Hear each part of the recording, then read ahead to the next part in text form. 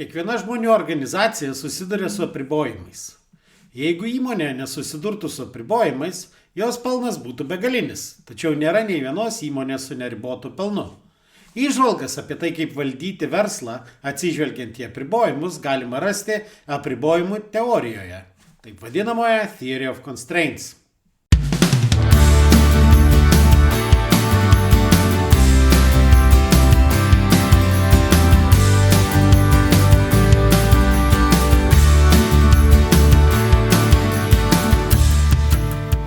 Sveiki, jūs klausotės podcasto Nuo amato prie verslo, kuriame tikima, kad verslas turi būti pajamų, pasiekimų ir pasitenkinimo šaltinis, o ne tik kelti stresą ir deginti laiką.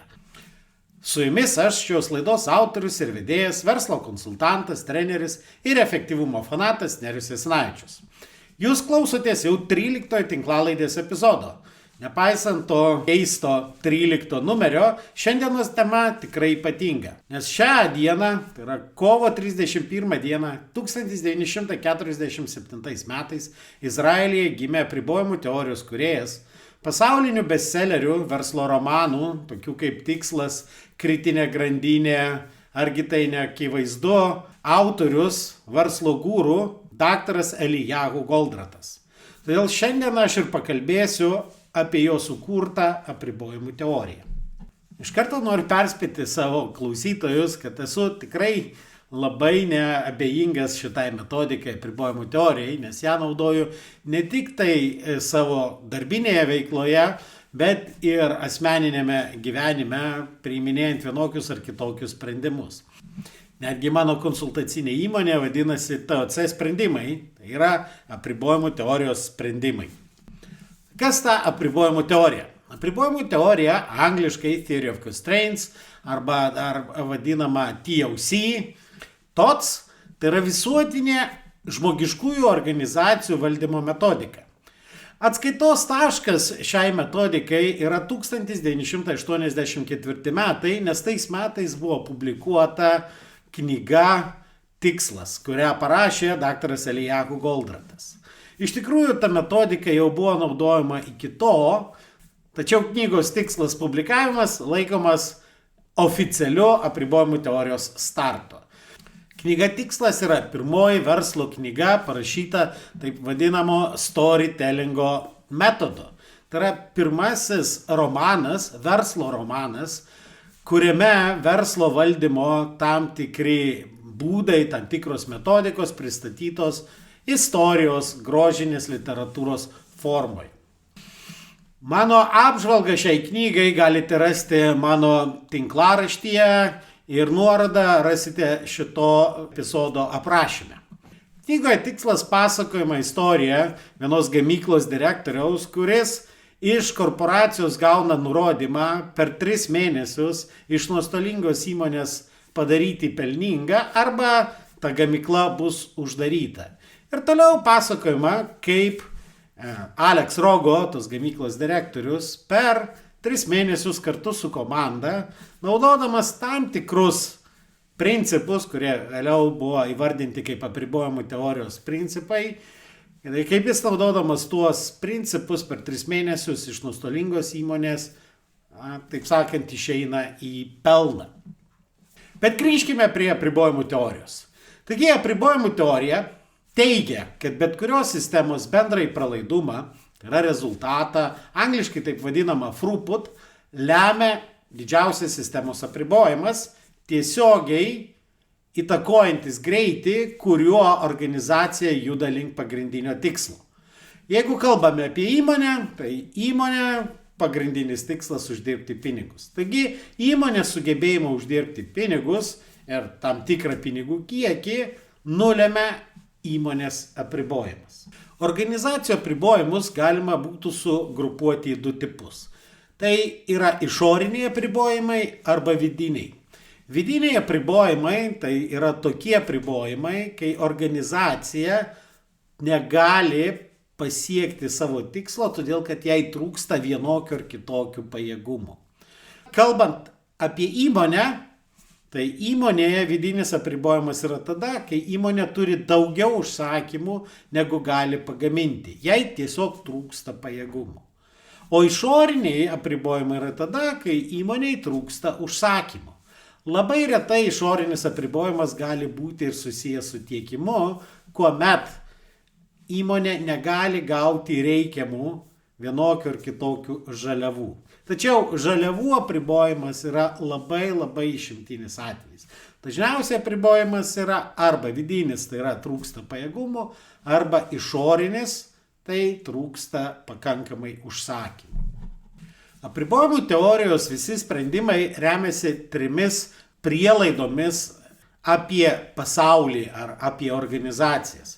Pirmoji prielaida tai yra paprastumas, kuri reiškia, kad viskas, bet kurioje žmogiškoje sistemoje yra sujungta priežasties pasekmės ryšiais ir priežasčių nustatymas atves mus į pagrindinės problemos, konflikto ar prieštaravimo nustatymą.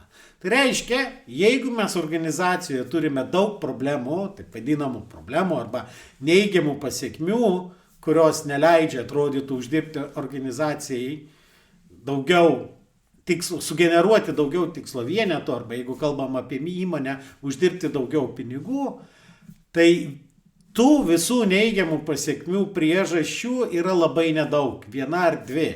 Ir dažniausiai tos priežastys, ar ta priežastis, tai yra organizacijos apribojimas. Antra labai svarbi prielaida yra tai, kad iškilusius organizacinius konfliktus mes turime spręsti ne kompromisiniu būdu, o win-win būdu.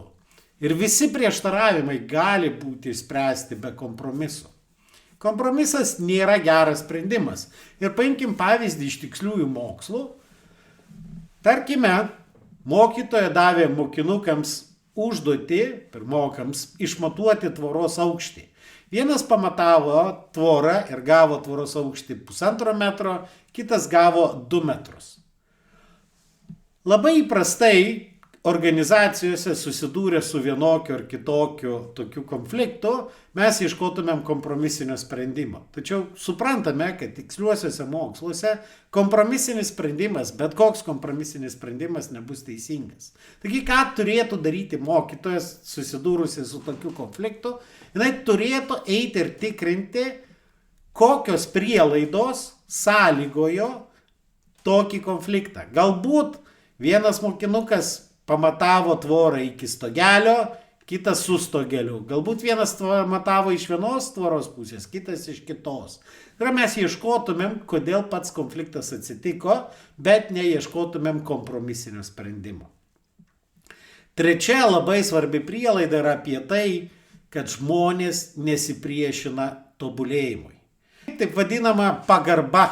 Jeigu mes parodysim žmonėm pagarbą, jie nesipriešinsis tobulėjimui. Taip, labai dažnai kalbama, kad žmonės priešinasi pokyčiams ir tai nieko keisto, nes ne visi pokyčiai yra tobulėjimas. Tačiau jeigu mes pasiūlysim žmogui tobulėjimą, tai yra pokytį, kuris duos naudą jam, tai žmogus tokiam pokyčiui nesipriešins. Goldratas labai mėgdavo duoti tokį pavyzdį, kad sakydavo, jeigu mes sakom, kad žmonės priešinasi pokyčiams ir kuo didesnis pokytis, tuo žmogus labiau priešinsis jam, atlikim eksperimentą. Pasiūlykim bet kuriam žmogui sutiktam gatvėje laimingą loterijos bilietą, kuriame yra 1 milijono eurų išlošimas. Ar tai bus reikšmingas pokytis tokiam žmogui? Taip. Tačiau tai nebus toks pokytis, kuriam žmogus priešinsis. Kodėl? Nes žmogus manys, kad tas pokytis jam naudingas. Nepaisant netgi žymios statistikos, kad daugelis loterijų laimėtojų po kažkurio laiko atsiduria dar blogesniai finansiniai situacijai, negu buvo prieš loterijos laimėjimą. Tačiau nei vienas loterijos laimėtojas to laimėjimo neatsisako. Taigi žmonės nesipriešina pagerėjimui, jeigu mato naudą savo. Jau kaip minėjau anksčiau, apribojimų teorija tai yra sisteminis požiūris į organizaciją ir jos valdymą bei tobulinimą. Taigi Pasižiūrėkime organizaciją arba į įmonę per vienokį ir kitokį modelį. Ir vienas iš tokių supaprastintų organizacijos modelių, įmonės modelių, galėtų būti grandinės analogija. Kodėl? Nes grandinė, kaip ir įmonė, turi du esminius atributus, du esminius elementus. Taigi grandinės vienas iš labai svarbių elementų yra grandinės svoris. Kas nulemia grandinės svorį? Atskirų grandžių svorių suma. Panašus atributas įmonėje tai yra įmonės veiklos išlaidos. Kas nulemia įmonės veiklos išlaidas? Atskirų įmonės padalinių išlaidų suma. Ir kadangi apsprendžiant grandinės svorį veikia sumavimo taisyklė, tai mes norėdami patobulinti grandinę, tai yra padaryti ją lengvesnę, palengvindami bet kurią grandį, palengvinsim ir grandinę. Labai dažnai dėl to manoma, kad sumavimo taisyklė, ypač tobulinant, veikia ir organizacijose. Manoma, kad jeigu sutaupysime vienoj grandyje, organizacijos grandyje, tai yra jeigu sutaupysime vienam padalinį, tai sutaupimas įvyks per visą įmonę. Dėl to labai daug metodikų ir vadovų fokusuojasi į tuos lokalius pagerinimus, kaip sutaupyti vienam ar kitam padalinį. Tačiau mes turime nepamiršti, kad įmonės tikslas nėra turėti nulinės išlaidas. Kaip ir grandinės tikslas nėra būti lengva. Pagrindinis grandinės uždavinys būti vienaip ar kitaip atsparia, atlaikyti vienokį ar kitokį įtempimą, tam tikrą svorį. Kas nulemia grandinės stiprumą? Ne atskirų grandžių stiprumų suma, ne atskirų grandžių stiprumų vidurkis. Grandinės stiprumą nulemia silpniausia grandis. Beje, kiek gali būti silpniausių grandžių grandinėje? Tik tai viena. Kodėl viena gali būti silpniausia grandis? Pagal apibrėžimą. Jeigu jinai yra ne viena, jinai nėra silpniausia. Todėl grandinė yra tik viena silpniausia grandis. Ir jeigu mes norime sustiprinti savo grandinę, ką mes turim padaryti? Mes turime stiprinti silpniausią grandį. Bet kokios pastangos nukreiptos stiprinti nesilpniausią grandį, mūsų grandinės nepastiprins, mūsų grandinės nepatobulins. Lygiai taip pat įmonės sugebėjimą uždirbti pinigus nulemia jo silpniausia grandis. Tai yra apribojimas. Ir jeigu mes norime, kad įmonė uždirbtų daugiau pinigų, mes turime sufokusuoti savo dėmesį į silpniausios grandies, tai yra apribojimo stiprinimą. Beje, iš savo patirties pasakykit, ar tikrai, kalbant apie taupimą, sumavimo taisyklė veikia? Ar iš tikrųjų sutaupimas vienam padalinį reiškia, kad organizacija sutaupė per visur? Na, tarkim, gamybinė įmonė, jeigu tiekimo padalinys ėmė ir sutaupė, nupirko daug pigesnės žaliavas. Ar tai reiškia, kad organizacija sutaupys? Dažniausiai nereiškia. Kodėl? Nes pigios žaliavos reikš daug daugiau problemų gamyboje. Daugiau broko, galbūt daug lėtesnė pati gamybinis procesas, mažesnė išeiga ir taip toliau. Taip kad kalbėdami apie organizacijos tobulinimą mes niekada negalime lokalaus pagerinimo ir lokalios įtakos įvertinti vienodai kaip globalios įtakos. Dėl to mes turime turėti tam tikrą procesą, algoritmą, kaip mes turėtumėm tobulinti organizacijas. Ir apribojimų teorija turi tokį algoritmą suformuluotą daktaro Elijahu Goldrato ir tas algoritmas vadinasi 5 fokusavimosi žingsniai. Taigi pirmas žingsnis yra nustatyti sistemos apribojimą.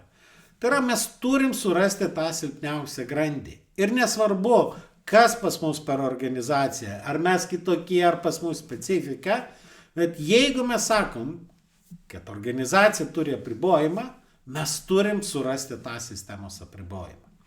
Antras žingsnis, skirtingai negu tą darytumėm grandinėje, kai surasdom silpniausią grandį, natūralu, pirmiausiai, ką mes darytumėm, ją stiprintumėm, tuo tarpu organizacijose ir versle, suradę apribojimą, mes turim neplėsti tą apribojimą, o antras žingsnis yra nuspręsti, kaip išnaudoti apribojimą.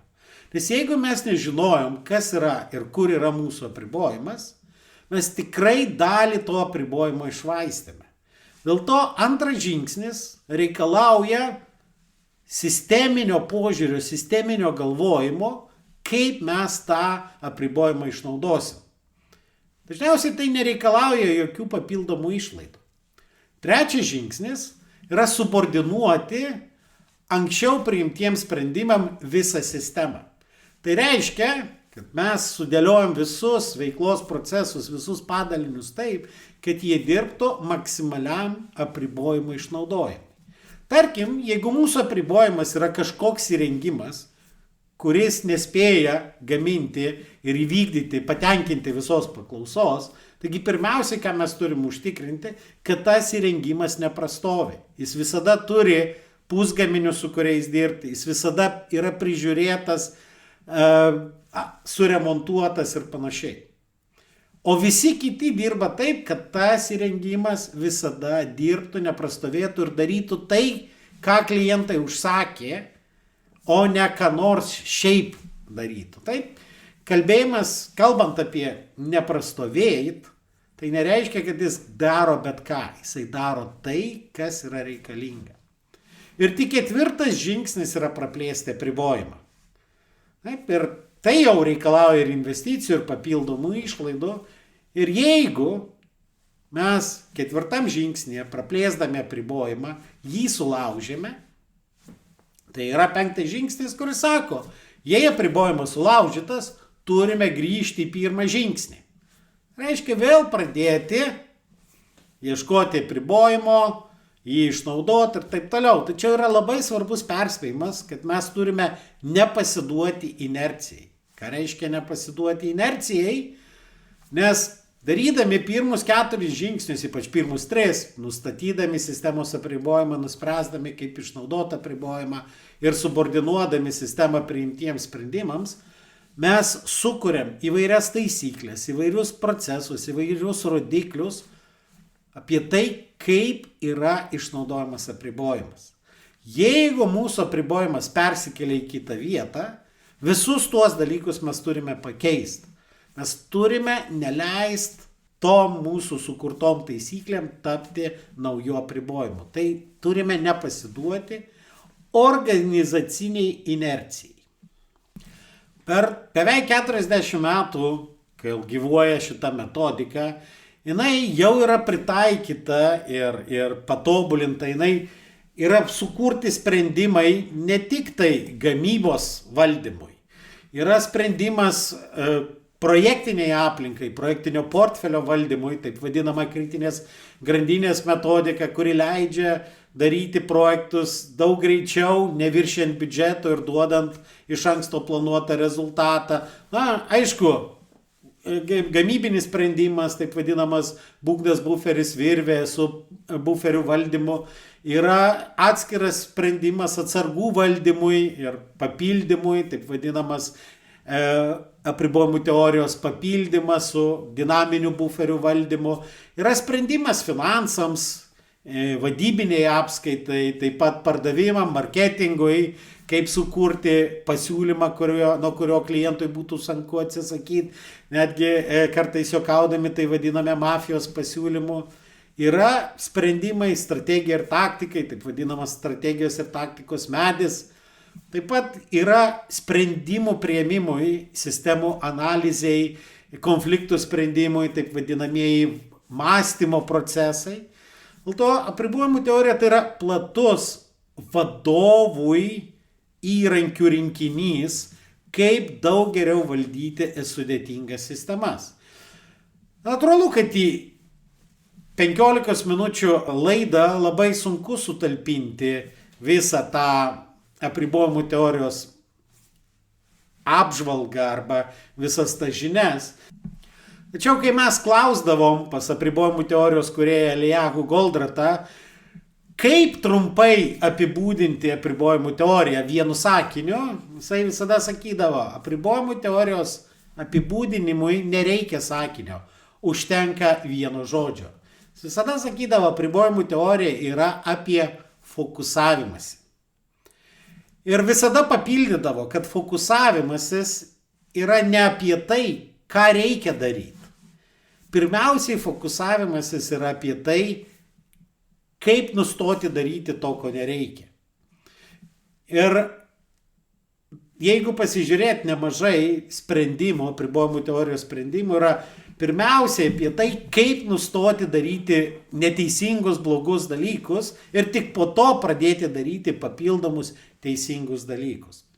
Dėl to, jeigu jūs norite sėkmingai tobulinti savo organizacijas, savo įmonės, tikrai apribojimų teorijos įrankiai yra puikus instrumentas ar instrumentų rinkinys, kaip sufokusuoti savo dėmesį į reikšmingas vietas, kurios duos didžiausius rezultatus. Todėl pabaigai norėčiau palinkėti iš tikrųjų surasti savo įmonės apribojimą, sutelkti dėmesį į to apribojimo geresnį išnaudojimą ir visos sistemos subordinaciją to apribojimo išnaudojimui. Ir jūs pamatysit, kaip per trumpą laiką jūs gausit reikšmingus rezultatus. O kaip tą padaryti? Tikrai galit pasiskaityti knygas, pasižiūrėti webinarus arba ateiti detaliau pasimokyti.